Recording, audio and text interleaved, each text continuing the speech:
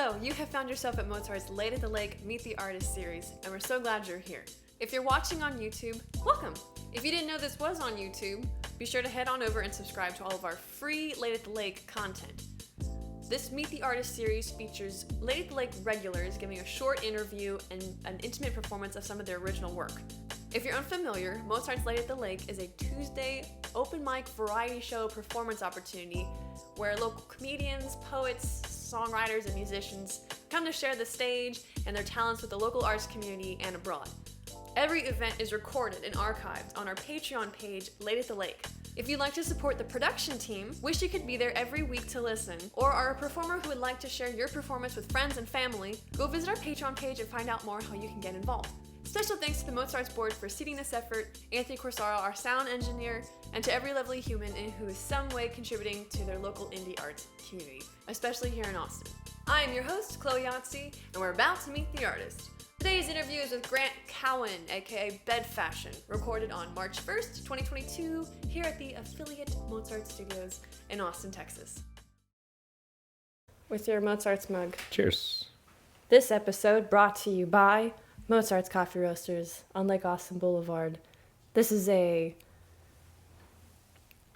what do I say? It's not a spin-off like a sitcom, but it's an affiliate series that we're doing of artist interviews to kind of give a little more time than what we would experience at the Late at the Lake, which is the only thing we record right now. Maybe one day we'll expand to, a full set and have that be a big deal. Or an actual sitcom, if we decided to write the Mozart sitcom. Yeah.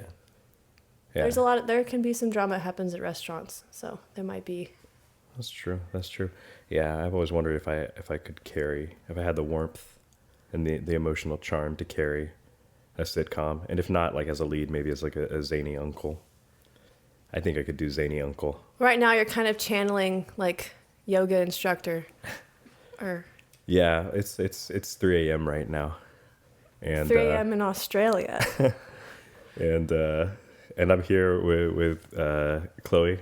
That's me. And you're gonna ask me some questions. I am. Yeah. What else do you wanna? I want to know why your name is Grant Cowan, which has a strong stage appeal in and of itself, and you changed it to bedfashion. Yeah. You can thank my parents for naming me Grant Cowan. It is a strong name. Grant's actually not my first name. Grant's my middle name. My first name is Richard. But that seemed almost a little too strong. And starting out in music, wanted to give other people a chance because Richard Cowan is a little bit too powerful. Wow. Than Grant. Why I changed it to bedfashion, I've been doing music as Grant Cowan for maybe about 4 or 5 years and hadn't really seen a lot of growth under that name. And then during the pandemic, I realized I needed to kind of focus more on pushing my music digitally and recorded music in a very different style than my original stuff, which is still on Spotify. You can still find Grant Cowan stuff on Spotify, and I'm not going to tell you how to spell Cowan. That's on you. But I realized that I wanted to give these new tunes a chance and separate them from my previous work. So coming up with a name or a new name was essential. How I ended up with bedfashion, that was a little bit more interesting. I wanted to go with something that could be recognizable easily. I wouldn't have to repeat constantly at a show or at a gig. I could write it on a sign and people could see exactly what it was because it was written on the sign, which you could argue could be done for most any name. But with bedfashion, I really liked the way it looked. And I'd come up with a list of different names that I thought I might go by. And what I really did was I kind of pulled around a bunch of younger people and seeing what they like. And there was a group of 21-year-old girls. You had a focus group. Yeah, women. Yeah, it's important. It's important because you want to be able to connect with people, and you want the idea to come from yourself. But of all those ideas, you want the winner to be one that resonates with a majority of the people who are going to be listening to your music. And this group of 21-year-old girls, I remember asking them, what do you think of bedfashion? 2 words, bed, 1 word, fashion, 1 word, separated, both capitalized. And their leader, the leader of this 21-year-old girl group said, I don't like it. But if it was all one word in lowercase, that I would listen to it then. And I said, that works for me. I think I could do that. The actual like name Bed Fashion came from very, very long ago. An ex-girlfriend of mine had a friend who had talked about only doing shows from her bedroom as kind of a joke. And I like the idea of just not having to dress up nice to perform the music that you love. Interesting. Yeah. So I've heard you make the pun-based joke at gigs, like bed is in bad fashion or something along those lines. Yeah, it's bed like where you sleep and not bad fashion. And then I say that's how I dress. That's what it is. Yeah. There's the shtick. Well, how I dress. it's a little bit. I think it's just speaks to elements of myself rooted in my childhood from low self-esteem. You know, where I never knew what was really in or hip fashion-wise, and so I feel like if at a show I can preface to my audience that I don't consider myself to be an expert on fashion, so please don't be too harsh with me in the way that I dress, and also help them figure out the correct spelling of my artist name at the same time, and it kind of works both ways, two birds, one stone. Well, it leads me to my next question, which is that part of your successful rebranding of yourself from the artist forgetfully known as Grant Cowan, apparently, to Bed Fashion is the shoes. Yeah, I don't know. And the tiger. Are these coming up? I almost brought the tiger. I don't know if the shoes are on camera, but I don't know. On your which song did you just release? It's the cover to the single. Laylo? Laylo has green shoes. Yes. Yeah. Very first show I ever played growing up, I would ask my mom, I said, hey, can I get green Converse? And she said, no, you can't get green Converse. They're terrible for you. They don't support your arch. You'll never be able to run a 7-minute 30-mile in green Converse, which is not true. I've never been able to run a 7-minute 30-mile in anything. But the very first show I played back in Athens, Georgia, when I was about 18, 19 years old, I said, I want to do something special for this. This is a big deal for me. I'm going to find some green Converse and wear some green Converse. To stick it to your upbringing. Yeah, exactly. And just, I think for myself at the time, it was a showing of independence. But I like them. Green's my favorite color. I think they make me look cool. I feel taller in them, impossibly, but I do. And which confidence does that to a person? As for the tiger, that tiger, I think I got it when I was like 3 years old as a kid, and I've moved around a lot. Never been in, I want to say, the same like spot since college for more than like 2 years or so, which can be stressful. But one of the things I always bring with me and unpack first is that tiger. Does it have a name? Tiggy, because 3-year-old Grant was just as creative as 29-year-old Grant. And I think I like it so much because it reminds me of a piece of myself from way back when that really the biggest concern was making sure something unprotected, something that couldn't protect itself, like a stuffed tiger, could be protected by me. And I think that gave me a little bit of security and confidence just growing up and keeping this thing in my bedroom. It's more like I need to feel like there's something there I'm watching over. That's awesome. Yeah. I had one that was a bear that there's like pictures of me as I've gotten older. It's like its own measuring stick because the bear never changes size, but I get progressively more and more dominant over it. And now it sits above my computer cabinet in my bedroom home back in Virginia. That's really sweet. When you said measuring stick, I thought you meant like you can use it to like cut butter, or like just measure butter. Really focus those paws down the lukewarm room temperature. But I like that. So you get it. You get it. I do. Yeah. I think I can relate as an artist and going back to childhood so much. I think without getting off topic, because this conversation's about you, the kind of like nostalgic creative pool of that innocence of your childhood and seeing yourself from that new perspective. You're always getting older. Mm-hmm. Every glance back is a new perspective on yourself. And are any of the songs have you written either in the past that are under Grant Cowan or down the line with future projects? Are you visiting any of those kind of green Converse, Tigey era memories? I think so in a way. And I think it's more just trying to write music that more and more feels more organically like something that I would have wanted to listen to, or that I want to listen to, because I feel like that in itself can just be powerful enough as a songwriter. I feel like so many songwriters look for audiences to elevate their music for them, or they look toward audiences to like give them positive feedback, and that they need the audience to elevate their music, when I think the like kind of burden of the songwriter is to provide, write music that elevates the audience, not the audience elevating your own songs. Yeah. And so my philosophy when writing music is I want to write something that, as a listener, when I was younger, as a younger individual, I would have wanted to hear. Something that would have made me feel that somebody else understood what I liked, would have made me feel less alone listening to it. And that's kind of my mindset now when writing tunes is, I like to think that I'm one of a kind, but there's 7 billion plus people in the world, and I'm sure other people have similar taste like me, and I want to give them something that's uniquely me and uniquely for them at the same time. To me, it sounds like what you said, people write to be elevated by their listener. That's almost like that natural impulse to always be externally validated. Right. But in this case, you're validating others with their sense of taste. You said it perfectly. Yeah. I see you. That's cool. Yeah, I think that's the goal. That's the goal. Real quick, because I don't know if anyone can tell from my voice, I'm a little sick. If I sneeze, I think we have editing abilities to make it not as aggressive on camera or on the microphone as if you need to sneeze. Yeah, take that liberty. I think you should replace it with something goofy. Yeah, like I've already thought about it. When we get people that cuss, there's gonna be like horseshoe. What are those blow horn sounds? Air horns. Air horns. Okay, and air horn sneeze might be more obnoxious than the sneeze itself. Hopefully it won't happen.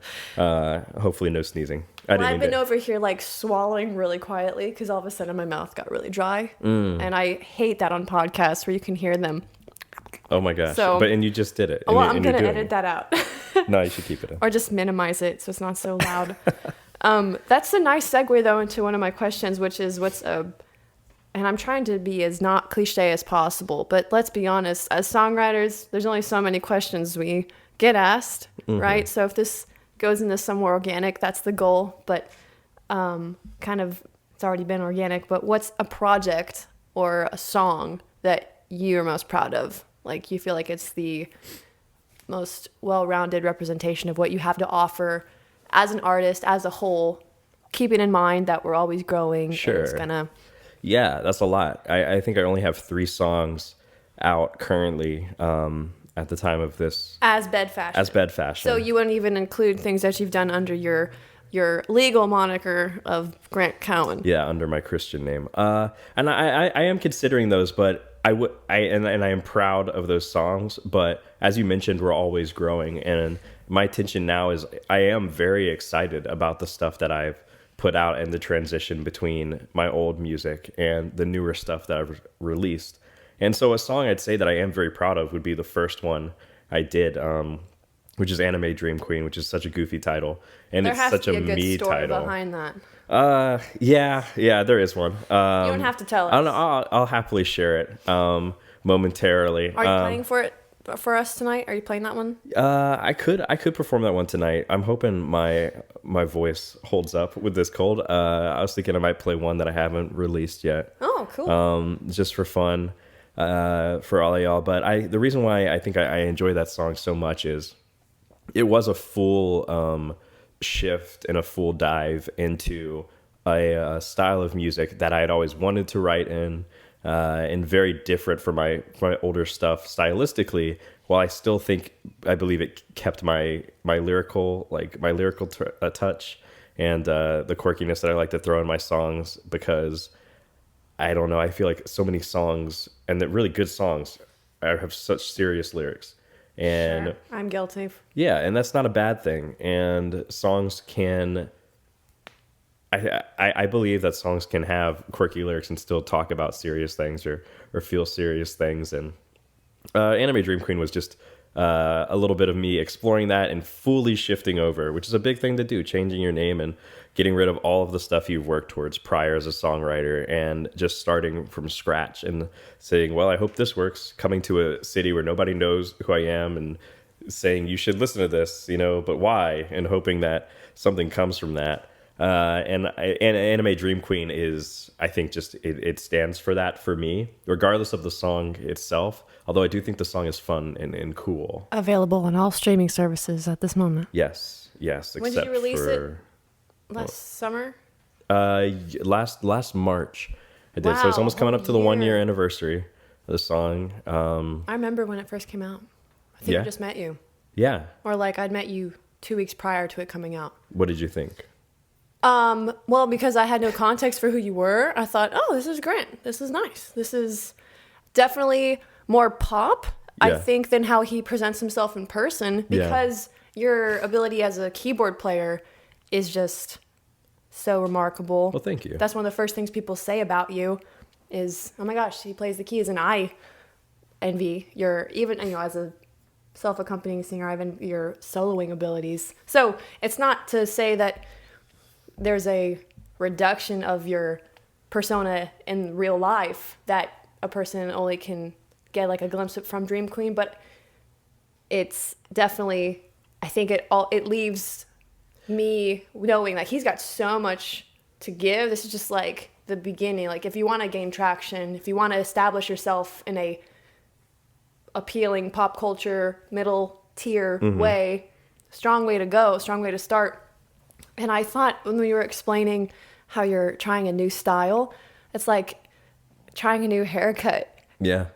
Like up to the point that I've always had long hair. I've always had a buzz cut. I'm going to shave it all off. And I'm still me, but I'm going for this whole new look. And I hope, it doesn't undo years and years of personality I've established among my peers and Sure. family. But, Sure. So, You have to get rid of, just in general, you have to get rid of the fear that people are going to think differently of the core of who you are based on what's one shift in presentation creatively.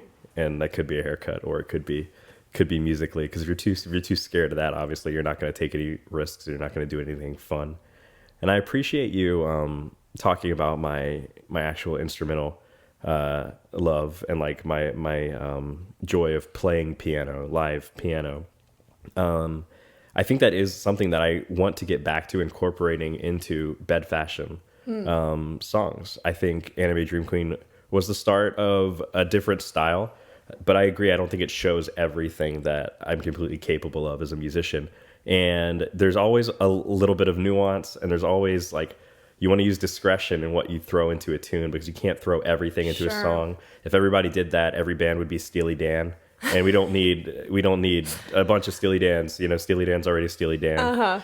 So trying to find different songs to showcase different parts of me that I appreciate and that I think other people would enjoy listening to is part of the fun of songwriting in general, because every song doesn't need to show 100% of who I am, because humans aren't just black and white. Humans are, they're made up of so many different colors and so many different parts of their lives that they enjoy and love to give attention to. And taking individual songs for maybe 5% of who I am and making that 5% 100% of a song, that's a really fun experiment and really fun thing to do. I'm pretty inspired by that. I think I'm definitely someone that falls guilty to trying to incorporate everything. It can be a huge stumbling block in making anything happen, because you're like, I didn't cover this part, and this melody isn't quite up to par for but that's really awesome. I'm going to take that and it helps to have good producers as well. Like I work with two individuals, Jimmy Mansfield and Paul Rogers at Red Giraffe Studios in Murfreesboro, Tennessee. And they are phenomenal. They're wonderful people who are great at telling me no. For example, in Lay Low, there's a saxophone solo. Yes. And it's a good saxophone solo. And I had to fight for that saxophone solo. I think it fits. To be incorporated? Yes, I think it fits. I think it's wonderful. They did, when they were like, okay, you're going through with this, they did everything they could as producers to help me find the best saxophonist they could to play the best saxophone solo for that song. And I think it turned out really well. I'm very proud of it. Who plays saxophone on that song? Don't ask me that question. Okay. I'll tag him Beep, on edited. Instagram recently.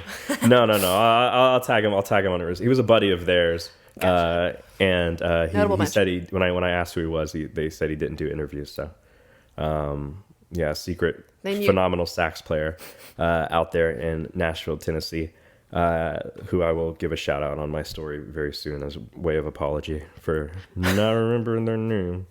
But I also wanted saxophone on Anime Dream Queen. You wanted one? I wanted saxophone on Anime Dream Queen, and I had trumpet. Originally, when I'd written the song Waco, I had trumpet on there, and there's no saxophone in Anime Dream Queen, for the better.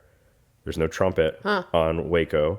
Instead, you have a really badass strings ensemble, cello ensemble arrangement out front and at the end that kind of ties it into a neat storybook thing, and that's wonderful. It's great. Yeah. It's because, like I said, you don't need to throw everything in. And it helps to have people tell you no. Did you compose that string? No, I did not. And I think that's another. I had composed the horn part that I had written originally for the song, and I had the opportunity to compose the string part. And my producer Paul just basically said, "Listen, we know someone who has studied this. Okay. Will do a better job."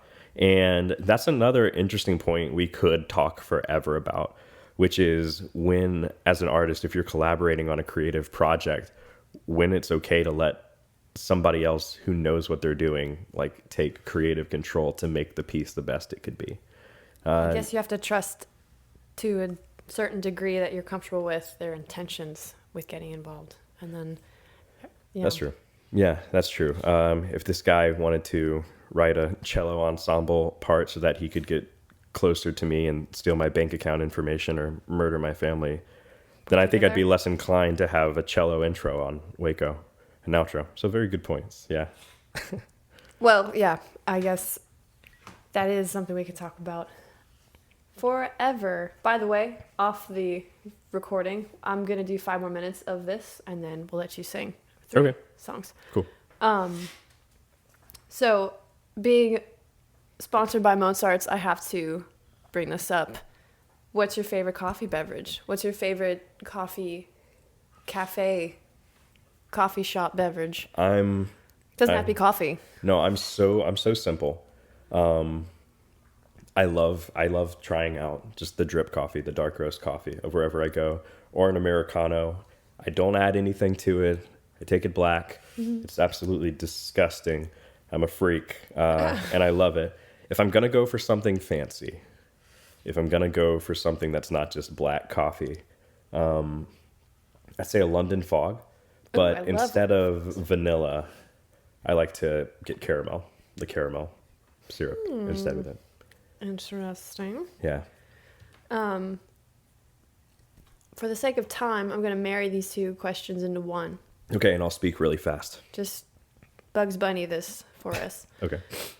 So I guess you can choose which part you want to emphasize in your answer. The moment you were like, I must pursue music, and how that affected you moving to Austin. Yeah.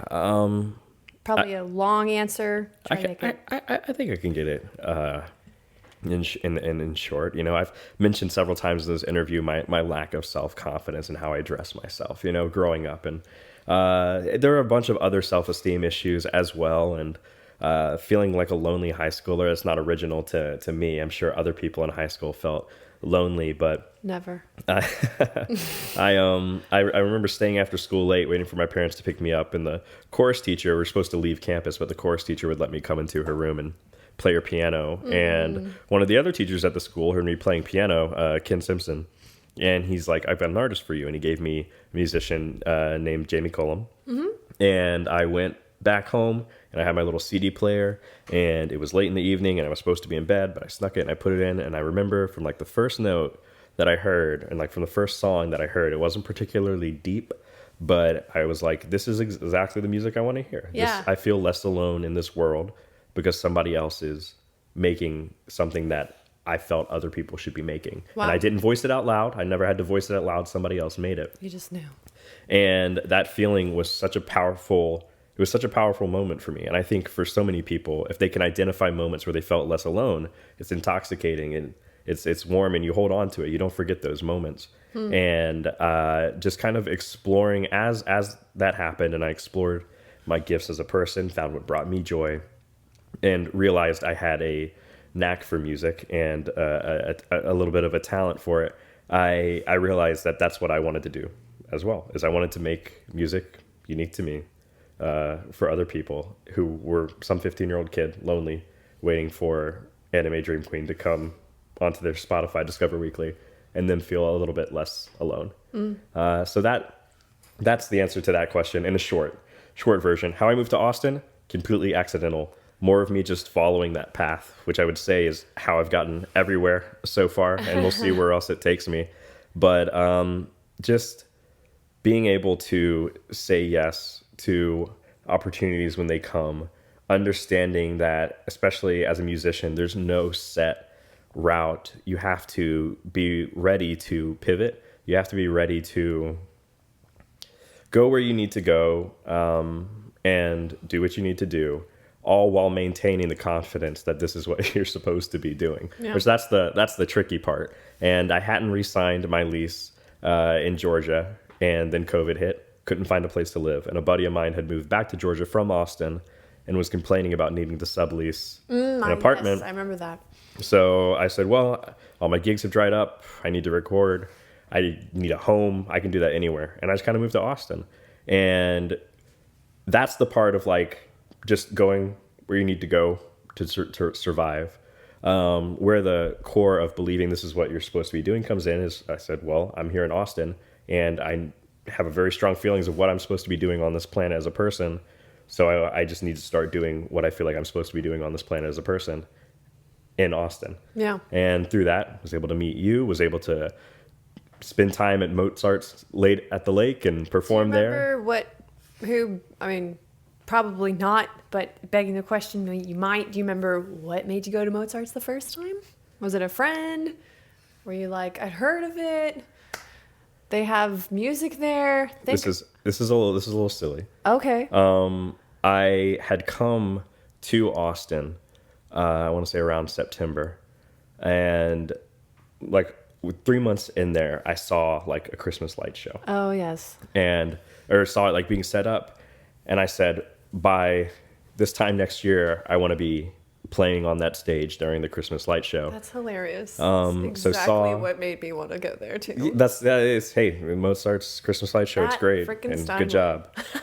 Yeah, exactly. The Steinway. People are like, is it real? How did they do that Stein? No, and so I saw the open mic as an opportunity to kind of show the people who book for Mozart's. Don't point. I have to edit that. I'm trying to shy away from that knowledge. Sorry. The show the people who booked it. So I saw Late at the Lake as an opportunity to perform in front of the people who booked for Mozart's, and whoever they may be. Yeah, whoever they may be, and ideally I wanted to do well enough there at the open mic that they could give me a chance at one of their weekend sets or weekday sets. And as I did that and connected with the many fine, wonderful people who come to Mozart's Coffee, I got into the Christmas light show, and I was able to play it this past Christmas. So that's really cool to know that was on your radar from so long ago. Yeah. And whoever was involved had no knowledge of that being on your dream list. So it's pretty neat. Happy ending. Yeah. And it's just beginning. Yeah, there's so many more Christmases to come. Well, on that note, what 3 songs are you going to play for us tonight? Oh, gosh, 3 songs. Yes. I'll play a little bit of Anime Dream Queen. I'll play a song I wrote called Moments Between. Ooh. Maybe I'll write a song on the spot. Who knows? I'll let the last one be a surprise. And you guys, the true fans, can, if it ever release it later, come back to this moment and say that's the one. That was the first time. Well, where can we find you playing next in Austin? Yeah, depending on whenever this goes out. Assume mid-April. Book that far ahead? If anyone knows Joanna and Steven's wedding, I'll be playing there. That's the furthest I have booked out on my calendar at the moment. But that's great. You do have many new original songs to look forward to coming out on Spotify, where you can find me at bedfashion or Instagram, bedfashion music. I dabble. Make sure they can find you. The people need to find you. Yeah, please. Because I'm so lost.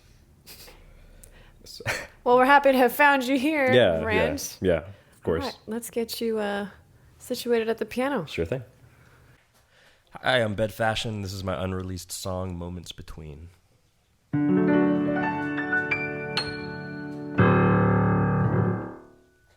She likes life on the edge.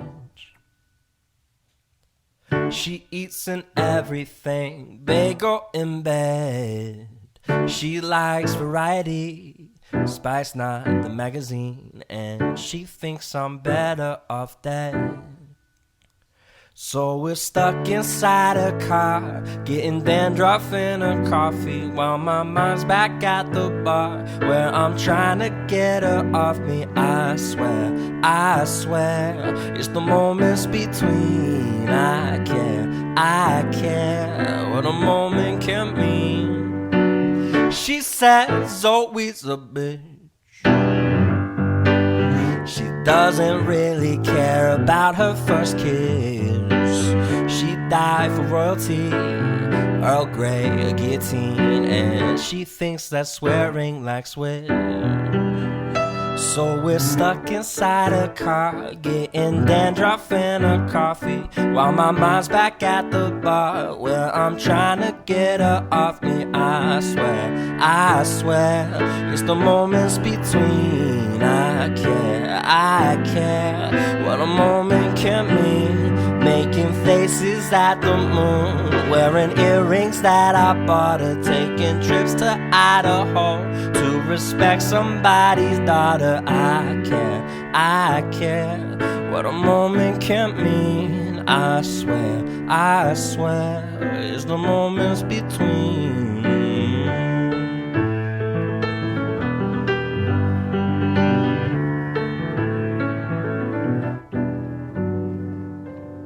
I think she's into me, songs in the key of D, and she thinks I'd make a good mom.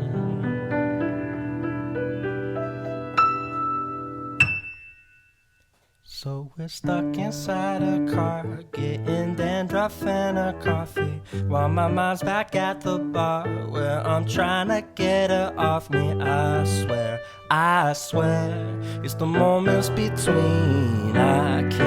I care what a moment can mean. Making faces at the moon, wearing earrings that I bought her, taking trips to Idaho to respect somebody's daughter. I care what a moment can mean. I swear, it's the moments between.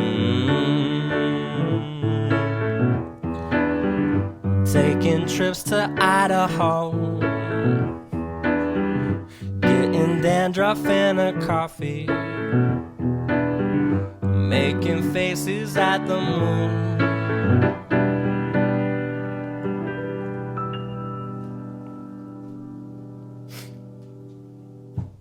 This is Anime Dream Queen.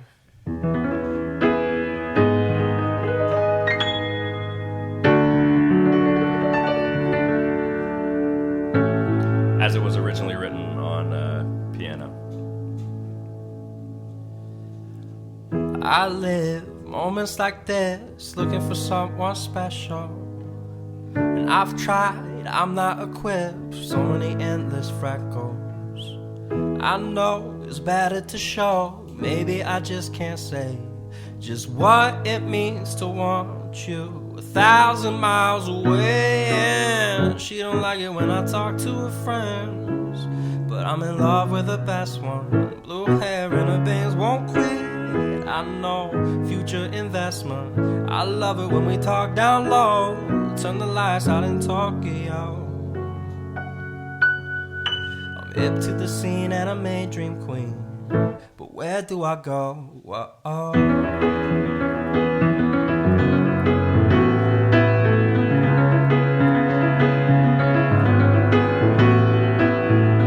Midnight, metro's alright, making your way through the city. Don't want to start any fights, but girl, you look so damn pretty. You cute in your thigh-high boots, drive any boy insane. And eyeshadow goes great with neon lights and rain. Oh, she don't like it when I talk to her friends, but I'm in love with the best one. Blue hair and her bangs won't quit.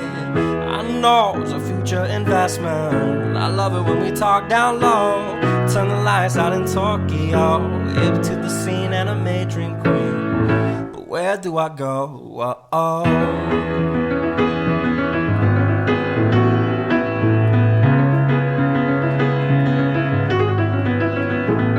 Now I've been sad and lonely. Maybe you could show me exactly where I crossed the line.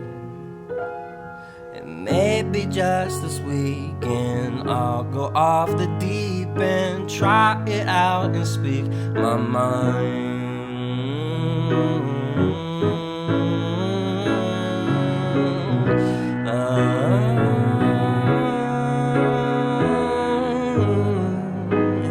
I love it when we talk down low, turn the lights out in Tokyo. She don't like it when I talk to her friends, but I'm in love with the best one. Blue hair and her bangs won't quit. I know it's a future investment. I love it when we talk down low, turn the lights out in Tokyo.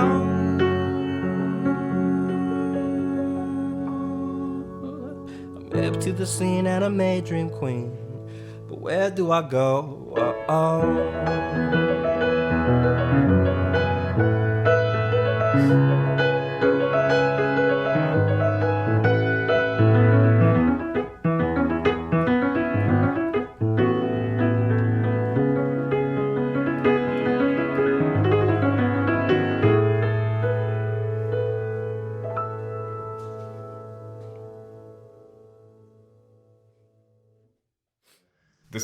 This is my song Knives, previously unreleased.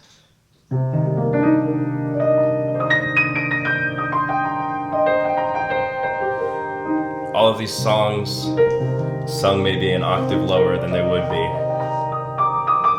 if my nose weren't so runny.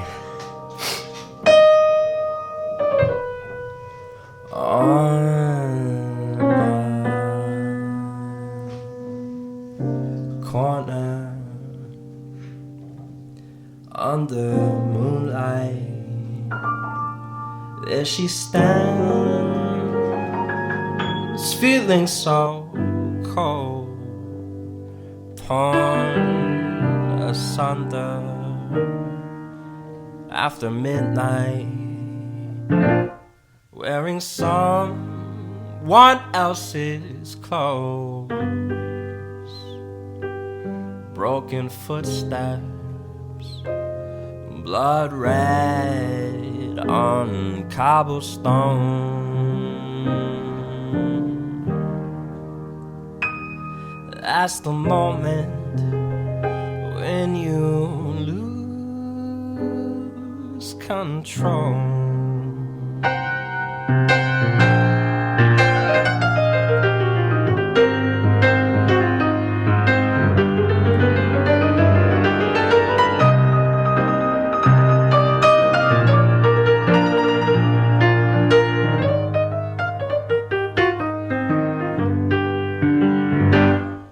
Early morning, corner bedroom, sharing words that are not hers.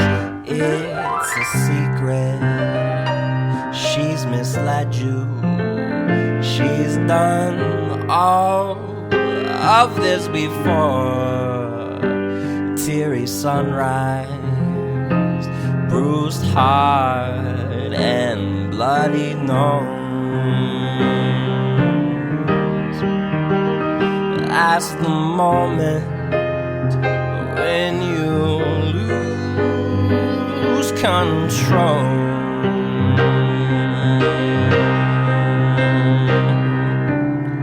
And where do I begin?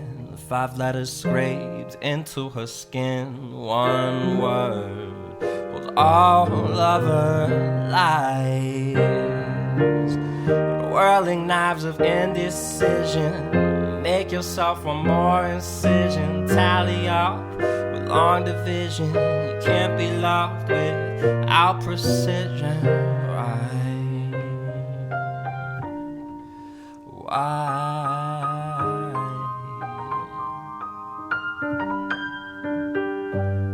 On a corner under moonlight, as she stands, feeling so cold, torn asunder after midnight, wearing someone else's clothes. It too blessed if you are. Let me know.